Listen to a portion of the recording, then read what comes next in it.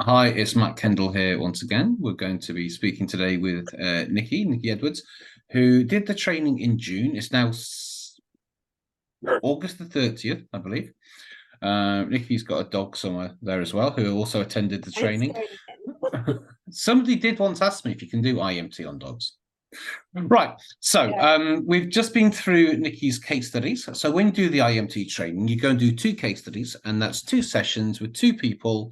You then submit them, we go through them, and then I can certify you. So today, if she joins the association today, I'll be able to make her a practitioner of IEMT, which is all good. So Nicky, whereabouts are you in the world and how are you today? I'm based in Crawley in West Sussex in the UK. And so, yeah, very excited to join the IEMT Association today. Brilliant. So let's start like we always do. Just tell us a little bit about yourself, your training, your job, and what you sort of do pre-IEMT. So I run a children and adolescent therapy business, which I've had for 10 years.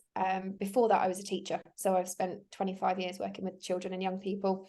I trained originally in hypnotherapy, NLP, brainwork and recursive therapies, but had had my eye on IEMT for a couple of years. So finally took the plunge this year. Okay, so you'd had your eye on IEMT, and how did you hear about it? Was it because you knew about EMDR or I? What was your kind of way into it? So I knew about EMDR and I had a few colleagues who have done their IEMT training. And then I kept seeing you floating around Facebook and some other practitioners floating around social media, which I think then piques your interest. But then a bit like anything, you sort of watch it for a while. And then obviously we started speaking, I think about 6 months before I came on the course, and then just waiting for a weekend when it just worked with my diary to come and do the full training. And let me ask you, why? What was it about IEMT that interested you? What was it you wanted to come and? Why was it? Why did you want to do it? I think after doing my job for 10 years, you're always looking for new things in your toolbox. I am a big believer that there's always something quicker, more effective, just less intrusive. I really don't believe that for everybody, really intrusive therapy is necessary. No. Obviously, when you're children and adolescents, it's sometimes not even possible because their memories don't support them to be able to do those things and their brain development doesn't allow that. So I just really Yeah. want to add some more versatility to my toolbox. I think I just really loved sort of hearing from other colleagues who were using it, who were really talking really highly about the results that they had. Obviously, I'd looked at things like EMDR, and I just think IEMT kind of bridged this gap as something that was really effective to work with children and adolescents, Yeah. but also, I suppose, fitted really nicely with what I already offer. Cool. Cool. So you came through the course in June, so a couple of months ago.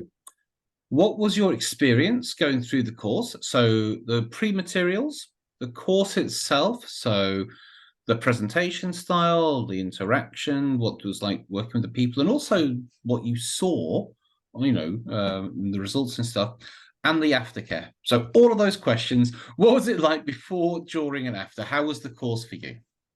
I really enjoyed it. I think it was really well laid out, really straightforward. I loved that we obviously had things that we could prepare before we got there. So there's nothing worse than trying to take in loads of information, then on the day also trying to elicit some memories and things to work with and some feelings to Yeah. work. So I think I liked having that space to just reflect beforehand was really, really useful. I know on our first training day, you said obviously like people might be really tired. I literally felt wired at the end of that first day. I could have gone and conquered the world. It was the second day. I think my brain was just saturated. Yeah. And obviously I took part and like had things done to me as well. Which even just that, like just from being, I suppose, a guinea pig on the course itself to demonstrate to other people, that's had such a profound effect, and just so many natural shifts that I've seen in myself, which I suppose just cemented for me that this was a really great course and Mhm. really, really effective. Because obviously you go on some training and don't know if it's really had an impact on you, whereas 4 weeks later, I could really quite happily say, this has had a really good impact. Um, Brilliant. I think I loved the fact that we got loads of time to practice on the course days. And I think it's been also really nice to network with other colleagues and meet other people that I've been able to continue practicing with in the aftermath of it as well. So, and I think Mhm.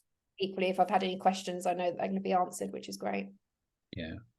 Yeah, and it's like I think it's really important to experience what it is you're going to be doing. So Okay. in the actual training, I get you to go into what's called a breakout room, which is basically just looks like this, So it's on Zoom, you'll have 12, 14 people. You all go into groups of like 2.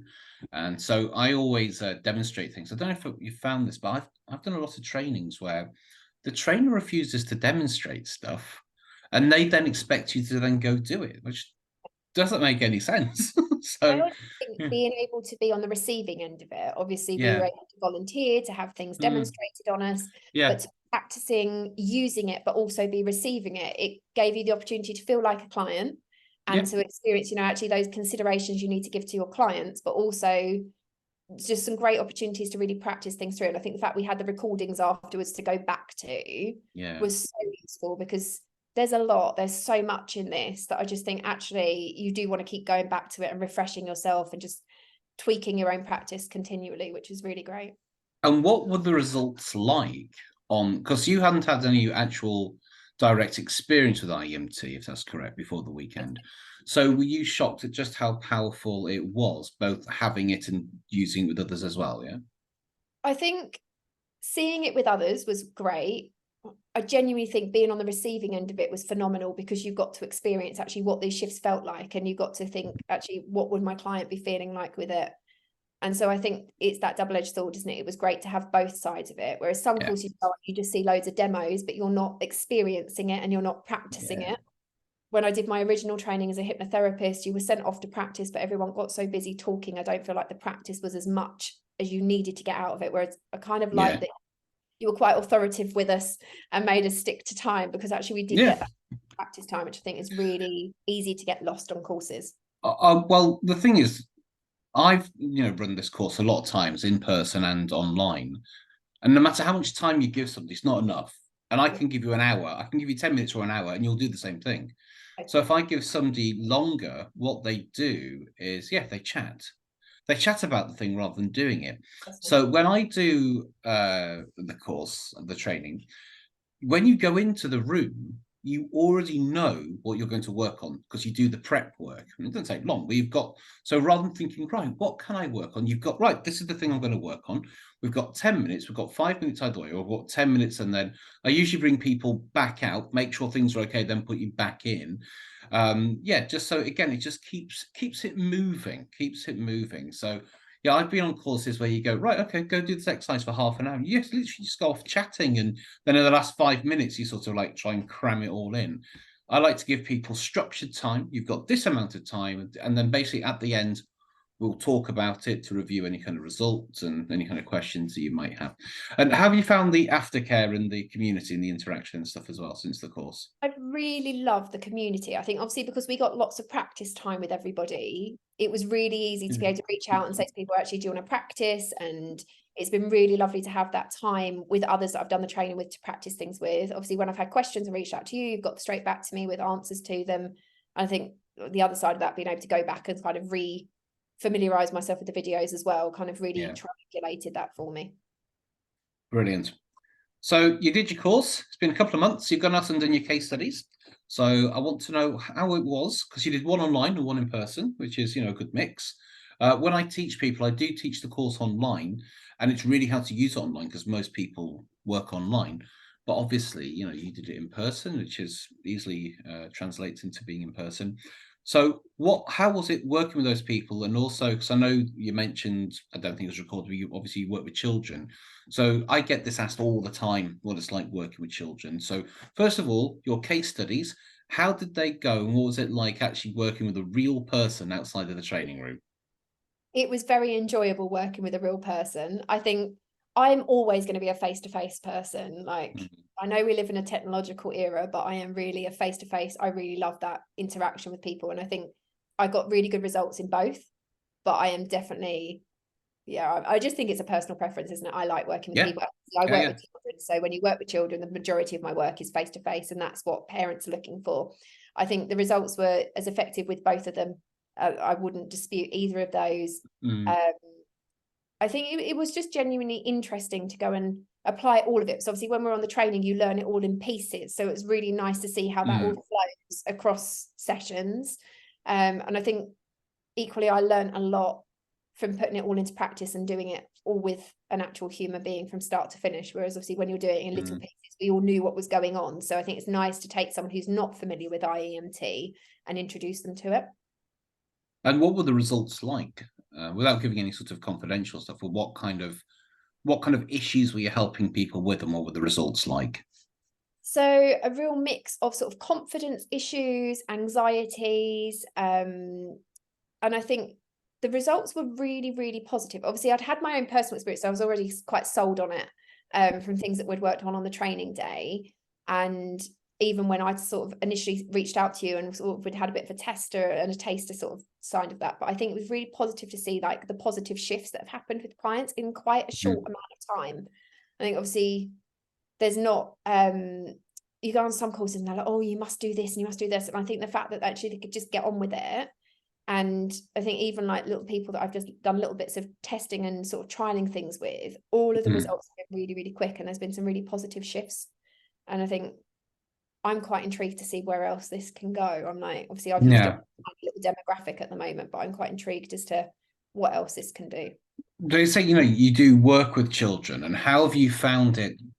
Because I don't work with children. I've worked with a few, but I'm not CRB, I don't know what's called anymore, CRB or whatever. I don't have, and it's of no interest to me. But we've had a lot of people come from NLP for Kids, and Mavis, who's on the group, is a former teacher.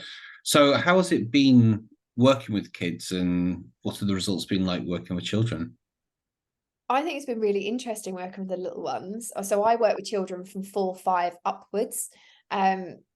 Most of them are really intrigued by it. Some have just wanted to do it on me afterwards, which is always it's really impressive how quickly children pick things up. It's been really great for some of them that have come in dysregulated at the start of their sessions to actually just be able to just ground them really, really quickly. For some who've got kind of like lots of big feelings, because working with children, there's lots of big feelings rather than lots of big thoughts going on. So we've been able to work on those. And I think actually it's been really interesting to listen to some of the feedback from parents as well, who have said how much they've been impressed with how quickly it is, and gone off and had a Google about what it's all about. A lot that were familiar with EMDR but hadn't heard of IEMT, like lots of questions around that as well. So yeah, I'm really looking forward to introducing it more consistently across my practice. Brilliant. And so going forwards, you're looking to work with adults and children, or what's, because I know that you teach, you do mental health coaching. So I teach a child and adolescent mental health coaching qualification, so at level 4 5 to coaches. So I'm really keen for them to get involved with this. So I think it'd be a great sort of tool in their toolboxes. I only work with little ones, so I work with children from 4 to 19. So for me, it will continue doing that side, but obviously I'm really keen to look at how we can combine this with some of the qualifications that I teach in my other business.